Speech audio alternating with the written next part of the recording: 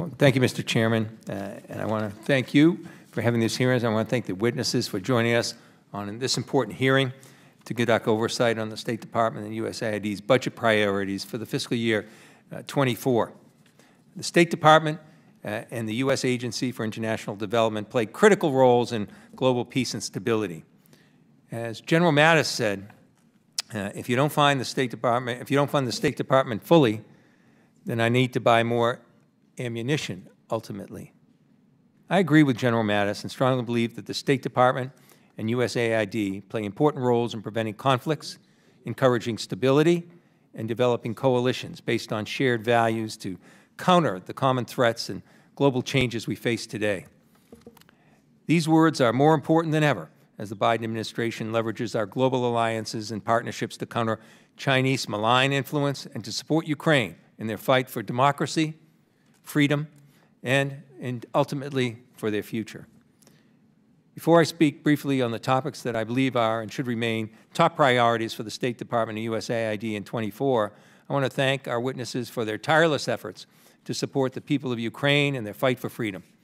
I know the State Department and USAID have overcome significant security and logistical hurdles to meet emerging needs in Ukraine and in the region, while also ensuring American dollars are being spent for their intended purposes through comprehensive monitoring and oversight mechanisms. Beyond the work America is doing to support Ukraine in a hot war, I believe the U.S. economy and humanitarian assistance is essential to ensure Ukraine can maintain essential government institutions and public services for its citizens.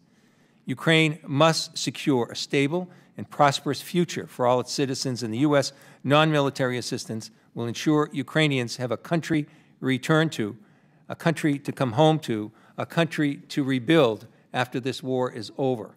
Providing anything less will make many of our efforts be in vain. I also want to acknowledge the efforts of the State Department and USAID that they've made to ensure justice and accountability for war crimes being committed against those living in Ukraine.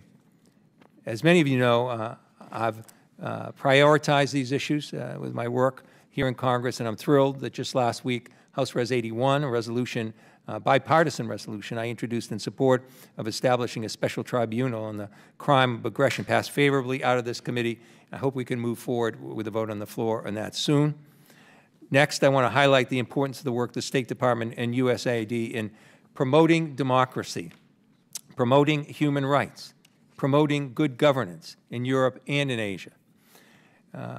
I'm pleased that the USAID announced in December new initiatives to support democratic resiliency in Central Europe. I believe these efforts, particularly in Hungary, are essential to respond to democratic backsliding that has emerged across the region.